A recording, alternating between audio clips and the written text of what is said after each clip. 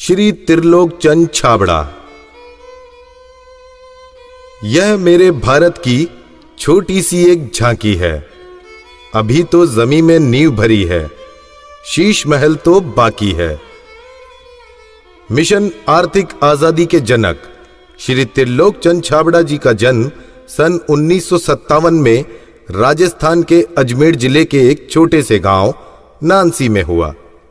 पिता मोहनलाल जी गांव में एक छोटा सा जनरल स्टोर चलाते थे। माता धापू देवी गृहिणी थी। 6 भाई बहनों में से श्री टी.सी. छाबड़ा जी तीसरे नंबर के पुत्र हैं। अपनी प्रारंभिक शिक्षा इन्होंने अपने गांव में और उच्च शिक्षा जयपुर में पूरी की। विलक्षण प्रतिभा के धनी श्री त्रिलोक चंद छाबड़ा जी सफल व्यवसायी के साथ साथ एक संगीतकार, गीतकार, लेखक और एक अच्छे वक्ता भी हैं। मेरी शादी बचपन में जल्दी हो गई थी और 77 में हुई और बहुत ही सरल और स्वभाव के और अच्छे स्वभाव के मुझे मेरे हस्बैंड मिले। हम एक भिलवाड़ा आए और फिर 2000 में ये जो सिस्टम है आरसीएम चालू किया। आई वॉज 18 ईयर्स जब आरसीएम की शुरुआत हुई और हमारे सामने ये सब चीज़ें हो रही थी जब हम एजुकेशन में थे और हमारे पापा ने बिज़नेस स्टार्ट किया था और वो शुरू से बहुत ही सिंपल पर्सन रहे, तो उनका जो स्टाइल ऑफ बिज़नेस था वो भी बहुत सिंपल था। But at the same time वो ये जो उनका एक प्रिंसिपल है कि things should be in a very organised manner. Trilok Chand Chhabra ji को मैं लगभग पिछले 27 सालों से जानता हूँ और उनके सानिध्य में मैंने काम भी किया है। छाबड़ा जी की जो सबसे पहली क्वालिटी है कि या तो लोगों पे जिन लोगों पे भी जो विश्वास करते हैं उन लोगों पर पूरा बिलीव करते हैं, और दूसरे उनकी जो क्वालिटी है कि वो किसी काम को करने की जब ठान लेते हैं तो उस काम को किसी भी हालात में उसको पूरा करते हैं। जब ये चालू किया था आरसीएम, उससे कुछ समय पहले कुछ सिस्टम यहाँ हिंदुस्तान में चलते थे जो जानकारी में आए, तो एक दिमाग में पता नहीं एकदम विचार से आया कि ये तो बड़ा सुंदर सिस्टम है। अगर हम इसमें नॉर्मल प्रोडक्ट जो हमारे रोज़ उपयोग होते हैं वैसे प्रोडक्ट लाकर अगर करें तो ये तो देश के लिए बहुत अच्छा सिस्टम है, बहुत सारे लोगों को इसका लाभ मिल सकता है।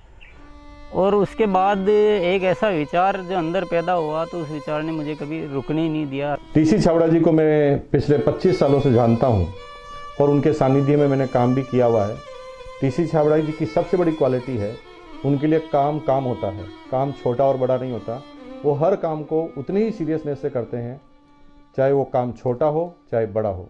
मुझे याद है जब आरसीएम की सबसे पहली मीटिंग हुई थी, एकदम फर्स्ट मीटिंग, मैं उस मीटिंग में प्रेजेंट थी और वो एक पेड़ के नीचे बाहर मीटिंग हुई थी जहाँ पे मुश्किल से शायद 20 लोग बैठे होंगे। क्या मालूम, इनसे पहली बार मिलते ही मुझे लगा कि कुछ विशेष व्यक्ति है जो बोल दिया एक बार फिर वो याद है, वो एक कंप्यूटराइज काम हो गया। मेरी एक नेचर है कि मुझे अगर कोई चीज़ अच्छे से समझ में आ गई, मैं कन्विंस हूँ कि हाँ ये ज़िंदगी में सही है या ये काम सही है, तो मैं फिर किसी के रोके रुकता नहीं हूँ। तो आरसीएम की भी यही कहानी है। शुरू में सबने मना किया, परिवार वालों ने भी मना किया, दोस्तों ने भी मना किया, बहुत सारी चीज़ें भी हुई, लेकिन मैं कन्विंस था, मुझे समझ में आ गया था कि ये सिस्टम है, इसको देश को इसकी ज़रूरत है, आम आदमी की ज़रूरत है। वो हमेशा एक ही चीज़ बोलते हैं लाइफ में कि चाहे दुनिया कहीं पे भी कुछ भी कर रही हो, चाहे पूरी दुनिया भी अगर वो चीज़ कर रही है और अगर वो गलत है तो हमको उसका साथ नहीं देना चाहिए, हमको हमेशा सही चीज़ ही करनी चाहिए। जो उन्होंने अपने जबान से कहा उसको उन्होंने पूरा किया।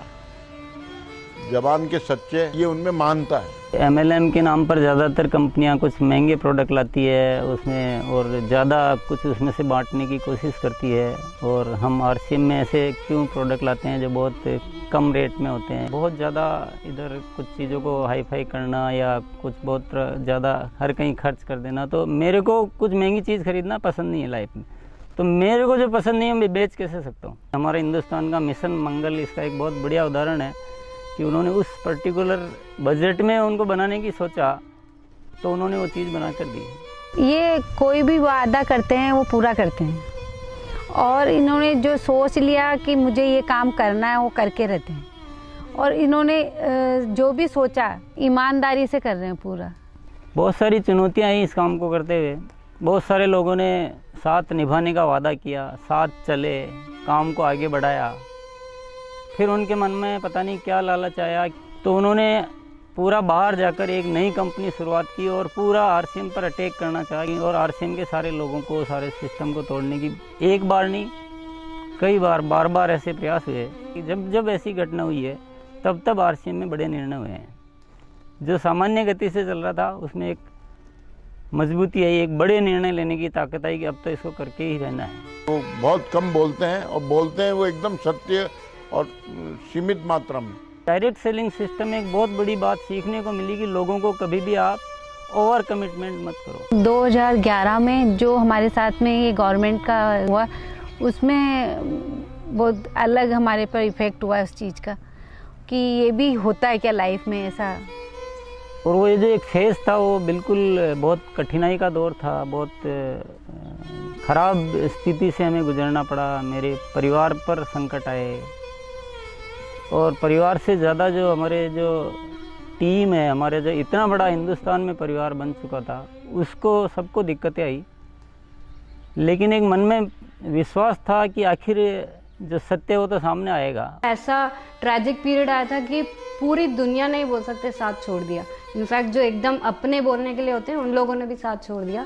लेकिन पापा की वो जो हिम्मत थी और जब भी हमने उसके बाद या उस दौरान जब भी हमको मौका मिला उनसे बात करने का, उन्होंने एक ही चीज़ बस हमको बोली थी कि सब कुछ ठीक होगा क्योंकि हमने कुछ गलत नहीं किया किसी के साथ। हमारे जो आरसीएम परिवार है उनका इतना विश्वास था कि उन्होंने 1 साल इंतज़ार किया और पूरा डटे रहे।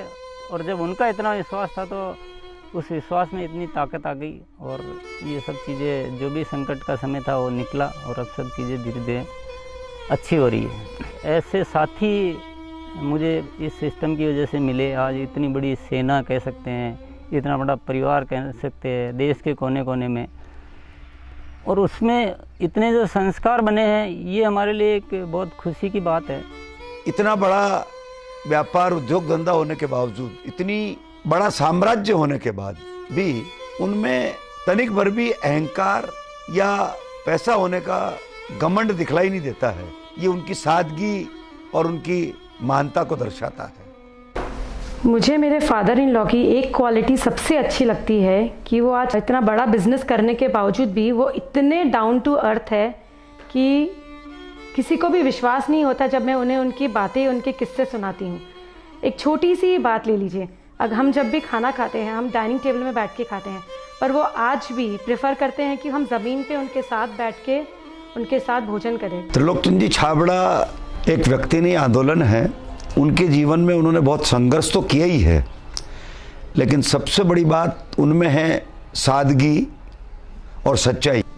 आरसीएम की शुरुआत से ही मैं काम कर रहा हूं और जब आरसीएम बिजनेस की शुरुआत हुई थी तो टीसी छाबड़ा जी की एक सोच थी कि दुनिया में जो कंपनियां आती है मल्टी लेवल मार्केटिंग में, वो बड़ी बड़ी और महंगे महंगे प्रोडक्ट लेकर आती है। और टीसी छाबड़ा जी की सोच थी कि मैं एक ऐसी कंपनी की स्थापना करूं जो इस तरह के प्रोडक्ट बनाए जो इंडियन रेट में हो, इंडियन कल्चर में हो, इंडियन मेंटालिटी को सूट करते हो और आम आदमी उस बिजनेस को कर सके, आम आदमी अपने जीवन को बदल सके। 2016 में इसकी गाइडलाइन जारी की गई भारत सरकार द्वारा। उसके बाद से इसमें काफ़ी स्पष्टता आ चुकी है। उसके बाद हमने पूरे सिस्टम सेट किए, हमने पूरे टेक्नीशियंस सेट किए, हमने लेबोरेटरी सेट की और इतना बड़ा सेटअप हो चुका है कि आज हमारे आरसीएम की प्रोडक्ट रेंज में करीब 400 प्रोडक्ट शामिल हो चुके हैं और आगे ये श्रृंखला चालू है। आरसीएम क्यों अपनी ओन मैन्युफैक्चरिंग इकाइयाँ स्थापित करता है या अपना सेटअप क्यों लगाता है, इसके पीछे जो मुख्य कारण है कि आरसीएम ने अपने प्रोडक्ट डेवलपमेंट में 4 कमिटमेंट कर रखे हैं कि ये चारों चीज़ें हमेशा रहेगी। पहली चीज़ है प्रोडक्ट उपयोगी होंगे, दूसरा स्वास्थ्य के लिए अच्छे होंगे, क्वालिटी नंबर 1 होगी और रेट बहुत रीजनेबल होगी। आरसीएम हमेशा उसके लिए कमिटेड है और इसीलिए इतनी सारी इकाइयाँ स्थापित की गई है और नए प्रोजेक्ट प्लानिंग में है। फर्स्ट ईयर था उस समय 21 करोड़ का टोटल टर्नओवर हुआ था और हाईएस्ट टर्नओवर जो है आरसीएम का वो 1750 करोड़ तक एक साल का हो चुका है। अच्छी बात ये कि हर साल 30% ग्रोथ हो रही है, इसलिए 5-6 सालों से मेंटेन ग्रोथ है। अपनी तरफ से पूरी कोशिश ये रहेगी कि कोई भी कमी किसी भी तरह की हमारी तरफ से नहीं रहेगी कि इस काम को एक बहुत ऊंचे मुकाम पर पहुंचाना है। और जब लाखों लोगों के जीवन में अगर हमारे इस छोटे से प्रयास की वजह से अगर थोड़ा भी हम कुछ योगदान कर सकते हैं, ये हमारे लिए बहुत गर्व की बात है। मेरा गोल जो है वो ये है कि आज अपन इस RCM को हिंदुस्तान में नहीं बल्कि कुछ ऐसा करेंगे कि पूरे विश्व में इसका बहुत बड़ा नाम हो।